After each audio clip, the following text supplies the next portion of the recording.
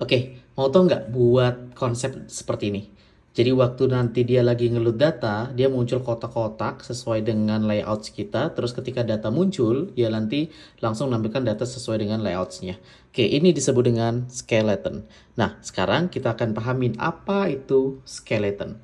Jadi, skeleton loading ini ya, itu adalah placeholder atau tampilan sementara yang muncul saat data sedang di-load. Jadi pada saat data sedang di-load, sedang diproses nih, kalau tampilannya blank kosong itu kan kurang menarik ya dari sisi UI dan UX, sehingga kita bisa tampilkan dengan pola kayak gini. Nah, bagaimana buatnya? Kita pahamin dulu. Nah, di dalam sampel case ini, saya pakai Tailwind CSS Framework.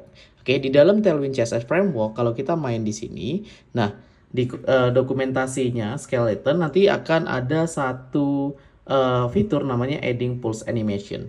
Nah, adding pulse animation ini dikasih sampel scriptnya. Artinya ketika ini kita gunakan scriptnya yang ada animate pulse ya, maka dia akan menciptakan skeleton sehingga kita tinggal susun model objeknya. Oke, jadi setiap garisnya ini itu merupakan objek yang ada di dalam ini.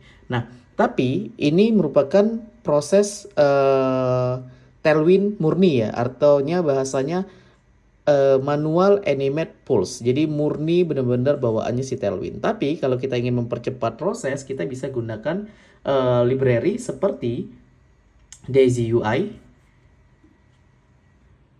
Flowbit ya. Ini merupakan Tailwind komponen ya yang siap pakai. Terus berikutnya kalau kamu pakai React sebagai frameworknya, kamu bisa pakai ini. Ini namanya SVHDCN ya.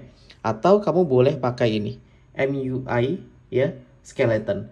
Atau kamu bisa juga kalau pakai CSS framework Bootstrap ya, kamu bisa pakai ini. Oke, nih. Ya, kalau pakai Bootstrap kamu buat aja keywordnya placeholder, maka dia buatnya kayak gini.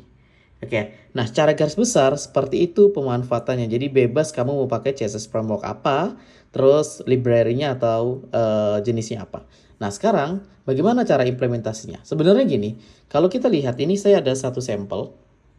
Oke ya, ini kalau misalnya waktu di reload datanya, waktu data tampil. Nah, sebenarnya secara logicalnya ya, itu buatnya seperti ini. Jadi kita buat dulu komponen skeletalnya ya. Jadi objek-objek yang tadi bentuknya kayak, oh ini gambar avatarnya di kiri, text labelnya di kanan. Nah, buat dulu, baru nanti di bawahnya kita fetching data. Ini konsep datanya masih statik ya.